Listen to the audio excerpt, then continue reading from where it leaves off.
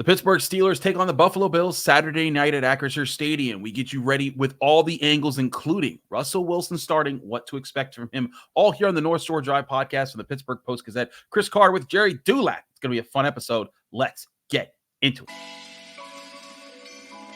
You are now listening to the North Shore Drive podcast, a show on all things Pittsburgh sports from the writers of the Pittsburgh Post-Gazette, hosted by Christopher Carter.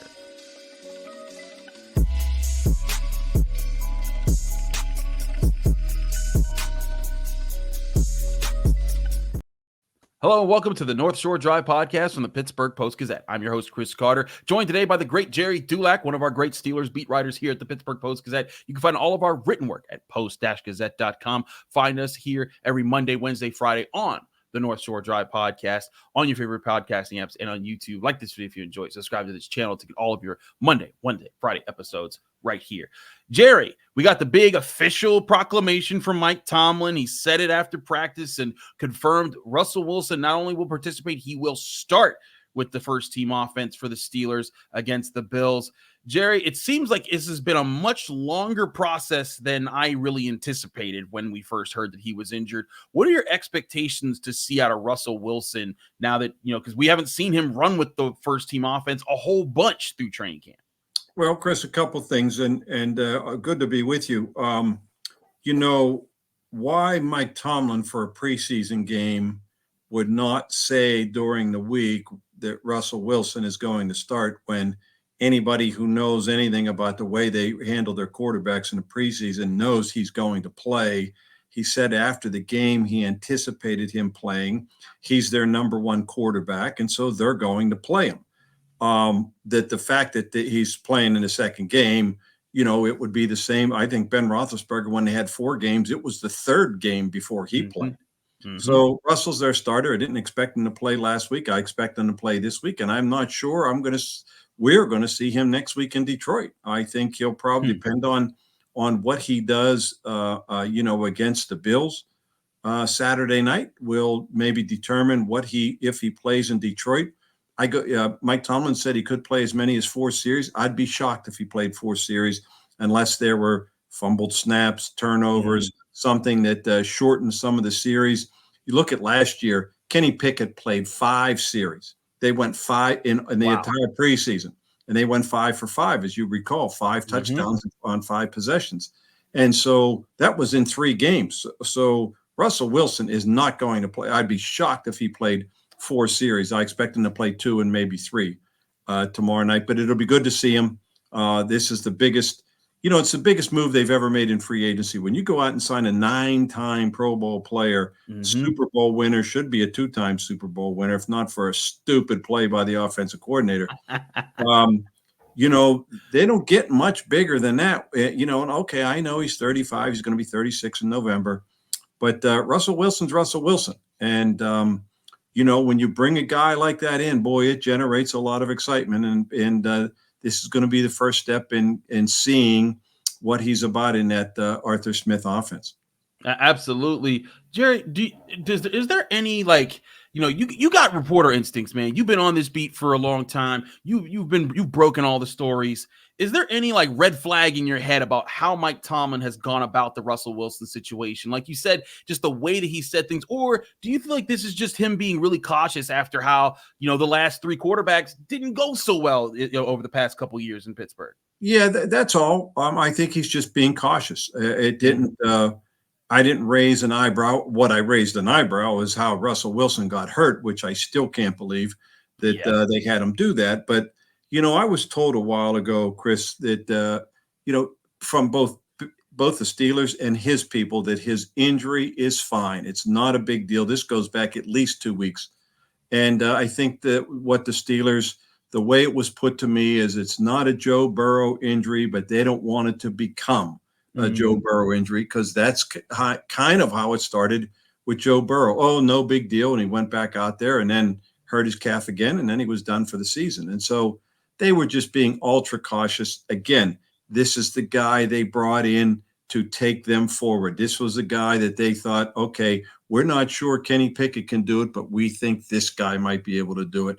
And so when you do that and you bring this guy in and he's the man, They're going to be ultra cautious, and I'm not surprised at all the way they've handled it. I hear you on that. I want to flip to Justin Fields real quick here. I presume, if they're doing, because Mike Tomlin said, there'll be 4, series for the first team offense, but we've seen Justin Fields run the first team offense a lot in training camp and including the last preseason game. So presumably if there's two series for Russell Wilson, there'll probably be 2 series there for Justin Fields with the first team offense. Have you felt that his progress has maybe let the Steelers be a little bit more comfortable for if they need him in a game, or do you still think there's a significant gap between Wilson and Fields right now?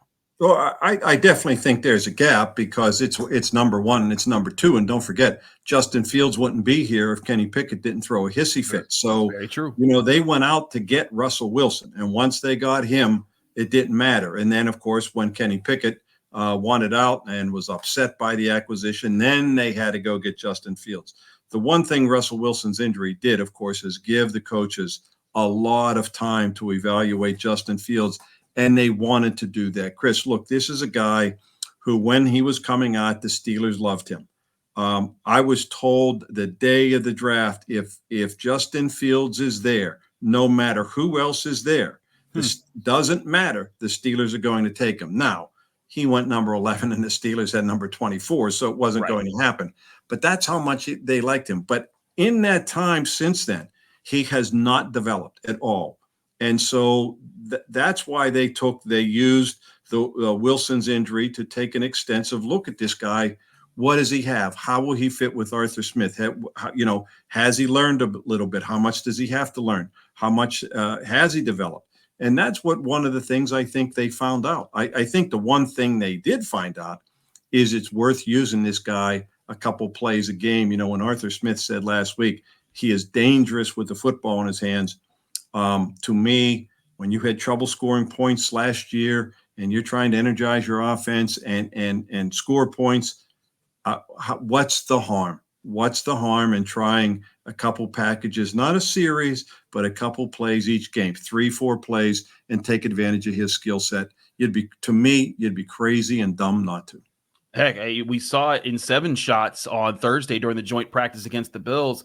At one point, Justin Fields is in there. They call it like a QB option where he could kind of just hold the defender on the island, just looked completely lost. Like he just was like, who do I go with? And then Justin Fields, before he knew it, was just dancing into the end zone. Like, well, you didn't see that coming. I could definitely see the Steelers using his mobility like that. I asked Mike Tomlin after practice, and I asked Justin Fields about this too, about, how he's felt. I asked Justin Fields, has he felt pressured to not use his mobility in practice? He said, absolutely not. He said the Steelers haven't said anything to him about it. They've trusted him to do what he feels best. And Mike Tomlin said, yeah, I'm not going to put him in a box. I want him to be who he is, and I've been pleased with his instincts. I think that says a lot about their trust in him to be the number 2 guy, and that if they put him in the situation, hey, need you to go make a play, that they feel like he will go make a play. Chris, I don't know how much you remember Russell Wilson's young career, but he was very much like that, the way Justin Fields is. He was just better at it. And he was also more adept at buying time, not taking off the way Justin Fields does all the time. He was giving it to Fran Tarkenton back there, rolling around, buying time. And that's what made him so dangerous. And so that's what he used to be like. When Justin Fields came in on 7 shots, if there were a betting parlor in Acrisure Stadium, I would have run to it and said, look, I know what this is. Here comes the option around the end. And sure enough, and he could have walked to the end zone. He was so wide open. But those are the kinds of things that he can bring to this offense. And there's no doubt. I mean, he has a skill set, and, I think they'll try to take advantage of it. Now, Mike Tomlin's MO has never been to take his starting quarterback out of the game.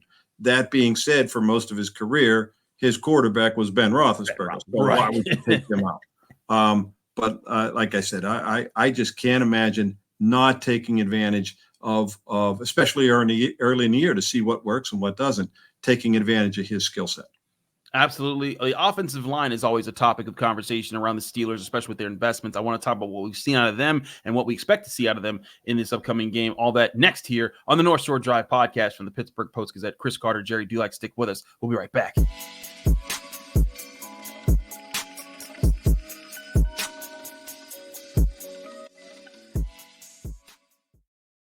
Welcome back to the North Shore Drive podcast for the Pittsburgh Post-Gazette. Chris Carter here with Gerry Dulac.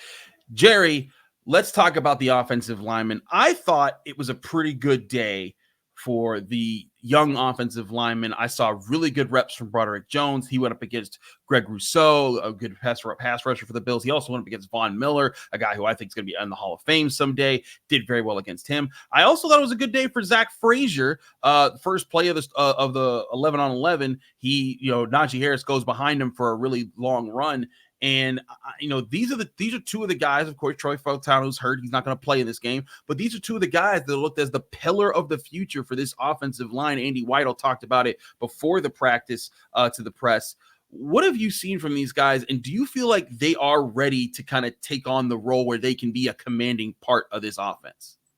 Well, I think it's going to be a short amount of time before you see all three guys in the starting lineup: Broderick Jones, Zach Frazier, and Troy Fautanu. Now, Fautanu was going to start against the Bills until he got hurt, and he was going to start and he was going to stay there. That right tackle job, I've been told by the coaching staff, he is their second best offensive lineman, which is saying a lot.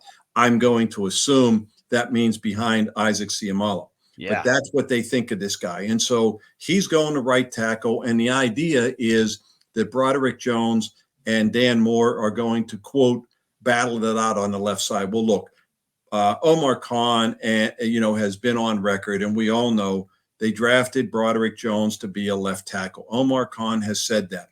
After starting 11 games at right tackle, they are not going to put Broderick Jones back on the bench. They drafted him number 1 for a reason last year, and he will be the left tackle. So there will not be a battle at left tackle. And I think Nate Herbig's injury, and I'm not sure. I think Mike Tomlin was a little non-committal about whether he would play or not. I'm going to guess he probably won't. But if he does not, that further opens the door for Zach Frazier, who was very impressive in the first game. And this gives them an opportunity to see him against other first-teamers instead of second and third-teamers that he faced the other night against the Texans. So if he performs in this game and against their first teamers like he did last week, then come Atlanta, do not be surprised at all if Zach Frazier is a starting center. That would be very interesting to see that happen. And like you said, you reported on the Pittsburgh Post that Fautanu had basically won the right tackle position. If you see those three, all three starting, week 1, I think that'll be a sign to some people that'll be like, wait a second, that's not what we expect out of the Steelers. Because you think back over the years, and Gerry, you've covered them for so long. It is not every year that they thrust the rookies, let alone multiple rookies, into starting roles. But Andy Weidel talked about that before practice, and he also talked about how, like, hey, we had the benefit of a very mature class. A lot of guys 23, 24 years old coming in, and that's something that we can use this year versus last year. Broderick Jones was like 21 years old. Joey Porter was young. So I look at this, and I think that this is a unique opportunity for the Steelers to get youth out there, to let the youth grow a lot faster and grow together, because this is a core. Like you covered, Marquise Pouncey, David DeCastro, Marcus Gilbert. When those guys came in within like 2 or 3 years of each other, they got to develop together, and that helped build the new core. I feel like that this group has a very similar chance right now. Fautanu's ascension is very similar to Marquise Pouncey. When Pouncey was drafted number 1 overall in 2010, they were going to begin using him as a guard just to get him acclimated to the NFL, because they had a starting center in Justin Hartwig, who they had acquired in free agency a year earlier. But Pouncey was so good that after one preseason game, they thought, you know what, we might as well put this guy in now, because he's the best guy we got. And it's very similar with Fautanu. It's a very similar circumstance. And I'm not saying he's going to sit there and become a 10-time Pro Bowler and a member of the all-decade team. Maybe he will, like Marquise Pouncey did, but they knew they had a special talent in Marquise Pouncey. That's why they drafted him number 1. And they, of course, think the same thing of this guy. And it's like, there's no reason to hesitate to hold him out. He is ready to go. And again, when I'm told he's already their second best offensive lineman, that is saying a lot. And Fautano's built actually a little bit more like a guard. His arms aren't as long as Broderick Jones. That's what makes Broderick Jones a better fit at left tackle than Fautanu. But, if you have those two guys as your bookends, 2 number 1 picks, Chris, and your center is a number 2 pick. And, I watched this guy a lot, Mason McCormick. And by next year, I will be shocked if that guy is not your starting guard as well. I was going to ask you about that next, because at one point in the game against the Texans, the offensive line went Broderick Jones left tackle, Spencer Anderson left guard, Zach Frazier center, Mason McCormick right guard. Actually, I think I flipped those around. It was Mason McCormick the other left one, guard. right? Yeah. McCormick left guard, then Spencer Anderson right guard, and then Fautanu at right tackle. And I was looking at that. I'm like, is that the future of the Steelers? Like, Seumalo's on next year, James Daniels isn't, but like in 2 years' time, that might be the starting offensive line of the Steelers, and it might be a pretty good one if all these guys keep growing well together. Yeah, Spencer Anderson is more likely to be, because where you saw him is where they more likely figure he will be. Another guy, they think maybe his arms are just a little too short to be tackle, but he's played both positions, and they think he's probably better suited at that guard. Yeah, he could be as well, but I don't think there's any question. Mason McCormick is going to be that guy next year. James Daniels is a free agent. It's unlikely they will sign him. He could probably go out on the free agent market as a starter every year in the league and get himself a decent buck. Unless they don't think Mason McCormick will be ready, and I'd be surprised at that. Would they re-sign him? Possibly, but I do not expect that at all. I expect them to let him go. Dan Moore will be let go as well, because look, he can command a big deal as a starter since left tackle since day one. He'll command a big deal as a free agent, and he's unrestricted, and so it would be a lot more than the Steelers would pay him to be a backup. And why would he want to be a backup when he could go be a starter with a big dollar sign? So that's why you'll see him leave as well. Absolutely. I want to get to more looks into this preseason matchup and things that Jerry's looking for. We'll do that next here on the North Shore Drive podcast from the Pittsburgh Post-Gazette. But first, I want to remind you, this show is also brought to you by Savinas, Kane & Gallucci. They are mesothelioma and asbestos lawyers with over 85 years of experience. That's Savinas, Kane & Gallucci. Call them today for a free consultation. We're also brought to you by Moon Township Honda. Get your newest Honda cars at Moon Township Honda at 5802 University Boulevard in Moon Township, Pennsylvania, or go to their website, moonhonda.com. Here's a message from our friends out at Moon Township Honda. To build the Honda CR-V Hybrid, we took everything you love about the CR-V and kicked it up a notch with greater power for a CR-V unlike any before. Adventure confidently with Honda, car and driver's most awarded brand in 10 best history. The CR-V and CR-V Hybrid, part of the Honda line of rugged vehicles. Visit your local Honda dealer where new vehicles are arriving daily. Buy online or reserve from select Honda dealers.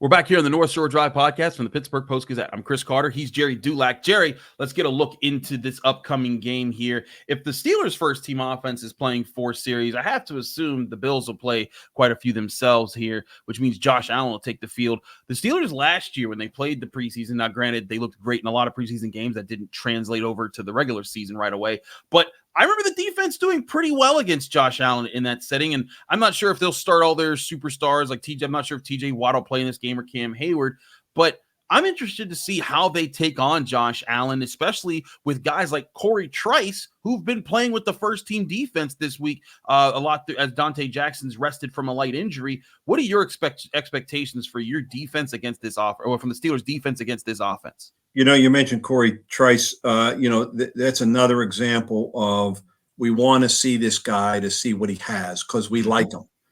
They like what he has. They just don't. They haven't had the opportunity to see it, to him show what he has, and that's why they're going to put him up there with the first team or give him a lot of reps, whether in sub package, because they like him, but they want to find out if he has what they like. And so and so far. So good. Chris, I don't expect if TJ Watt plays, if he's there for 2 series, I'll be surprised. If Cam plays, I can't imagine him playing more than one series or a handful of snaps. And why would you? And same probably with Minka. I just don't expect to see those guys a lot, but you will see them because they want them in the game. But they'll play a little bit, and I don't know. That 2 weeks after the final preseason game before the regular season, different teams handle it different ways. You look at the LA Rams. Sean McVay doesn't play any of his starters in any of the preseason games, and there's probably nothing wrong with that. But as always, I'm not looking at the veterans. I mean, I want to see Russell Wilson play, but I want to see. I think it's important to see what the wide receivers do. Van Jefferson. Kes Watkins had his best week of camp this past week. You saw what it is that they liked about him. And I think it was important for him to do that. And now let's see him do it in the game. And, we've seen Calvin Austin do things in the preseason before. But, Chris, it's time. It's year 3. Yeah, I know he missed his rookie season, but it's time for him to be more involved in the regular season. And we'll see if he is. We'll see what Arthur Smith has in store for him. So, I'll be looking more at the wide receivers. I'm not interested in the running game. The 2 young running backs, they won't make the team. There's no room for them, right. But I mean, because it's going to be Najee Harris and Jalen Warren. Your emergency running back is Cordero Patterson. But I will be curious to see how much they use the fullback with Jack Coletta, who's gotten a lot of time. Will they decide to employ a fullback and on the 53? And if they do, it looks like it's going to be him. But now you're talking about 4 running backs, basically, even though Cordero Patterson was brought in strictly to be a kick returner, but they will use him other ways. I don't think a lot, but they will use him. No, I agree there entirely. You mentioned the receivers there. I think this is a unique opportunity for the receivers to show what they got. We saw a good catch from Van Jefferson, and then a play that looked like it probably should have been called a catch in the last preseason game. But we've been impressed by him. Calvin Austin, I think, is a guy that can definitely show up more. But this is a Bills secondary that's not exactly loaded with like superstar shutdown guys. Rasul Douglas, Christian Benford, and Teron Johnson are your top corners over there with Kyer Elam. Your safeties are Taylor Rapp and DeMar Hamlin. I look at that group, and I think this is a good testing situation for the Steelers receivers to say, hey, you can get open, you can play within the structure of the play, you can make plays, have chemistry with the quarterback. I do think this is an opportunity they need to take advantage of, especially in a week where Arthur Smith bragged about his receivers and how fast they were and how many different weapons that he had, and while everyone in the world is talking about, the Steelers might have more interest in Brandon Ayuk or something, even every day there's something new that they just make up about that trade that hasn't happened yet. But I think that there's some excitement for them to show it, and this might be a good opportunity against the Bills defense that's missing a lot, because also Matt Milano, their top linebacker, got hurt in practice and is out not only this game, but for a lot of this season. Chris, I think, talking about Brandon Ayuk, I learned a long time ago that there's a difference between what you like and what you need. And Steelers would like Brandon Ayuk. They don't need Brandon Ayuk, but they really like him and would like to have him because there's a big drop-off between – you don't have a number 2. Van Jefferson at best is probably a number 3. But I do like what I've seen from him. Is he all of a sudden going to ascend to a number 2 type of receiver? Deontay Johnson was a very good number 2 receiver. He was the perfect number 2 receiver. But they don't have that guy. But they are relying on other people to fill that void. And okay, they don't have a number 2, but the number 1 they have is pretty darn good. And that's George Pickens. And there aren't a lot of teams in the league that have a George Pickens. So when you have that type of dynamic player who catches, it seems, everything they throw to him for the most part, and now you try to fill that little void with Pat Freiermuth. Maybe you start to involve Darnell Washington. Maybe how many plays you use Cordero Patterson. Connor Hayward is a baller. And Arthur Smith likes him. Russell Wilson likes him a lot. And so you start, and then of course you have your 2 running backs. And so you start trying to fill that little void with a number of different options. And I think they have some, but we'll have to wait till the regular season, because I just don't put a lot of stock in what you might see, good or bad, in the preseason. But I think what would be interesting, is just to see, some of those guys be more involved, whether it's, again, Kes Watkins, Cordero Patterson. We didn't see him last week. We saw him in the scrimmage, and I think you'll see him, they'll use him a couple times. With Arthur Smith, he had his 2 best years, 600 plus yards rushing and a couple hundred yards receiving. So, out of 2 out of the 3 years he was with Arthur Smith. So I think that's how they're going to fill that void. All that being said, they would love Brandon Ayuk, but they're not going to go out of their way, break the bank, or start offering players. They're just not going to do that. They've made their offer. They're waiting to see what the 49ers do. The longer this goes on, the more likely he's going to resign with the 49ers. But nothing has changed. The same deal that was on the table last week is the same one that is still on the table for Brandon Ayuk.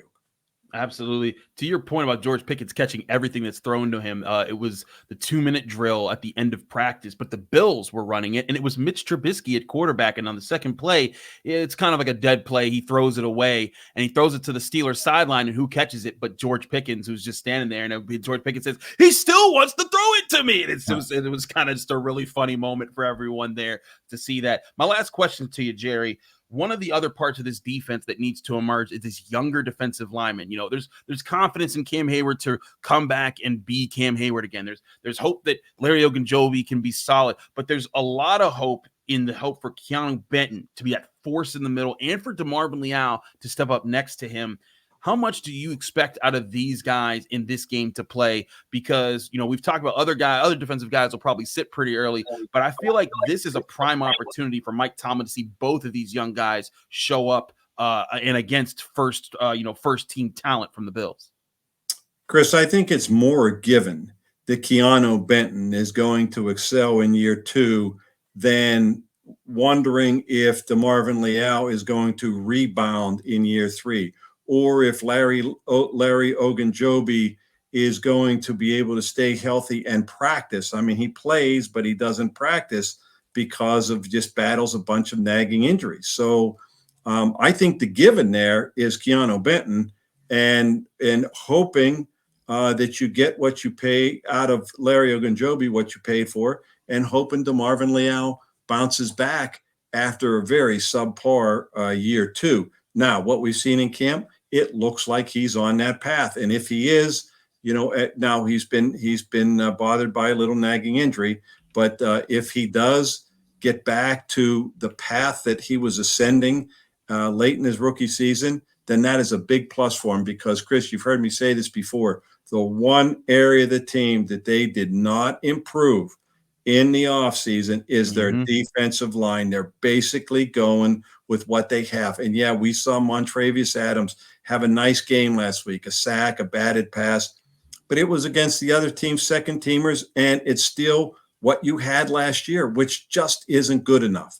And so they're relying on Cam being the old Cam Hayward, and they're relying on Keanu Benton taking an even bigger step. And I almost expect that. But that was the one area of the team that was not addressed in terms of trying to improve it. And, they have to the next 2 years. Andy Weidel is a big line of scrimmage guy. The next 2 years, they need to pay attention to the defensive line the way they have the past 2 years with the offensive line. I agree. It's going to be huge. But what's also going to be huge is our coverage of this Steelers preseason game. Get it all at post-gazette.com. Thanks so much for checking out the North Shore Drive podcast. Thank you, Jerry, for joining the North Shore Drive podcast. Y'all just got great insights here. Get it all day, every day at post-gazette.com. Also, come back here Saturday night. We will have post-game thoughts on what happens in this preseason game right here from the Pittsburgh Post-Gazette from Chris Carter and Jerry. We'll see you again real soon. All right, Chris, thanks. Thank you for tuning in to another episode of the North Shore Drive podcast from the Pittsburgh Post-Gazette. If you watch this video on YouTube, please like the video and subscribe to our channel. For all the sports coverage from the Post-Gazette that we have to offer, visit post-gazette.com.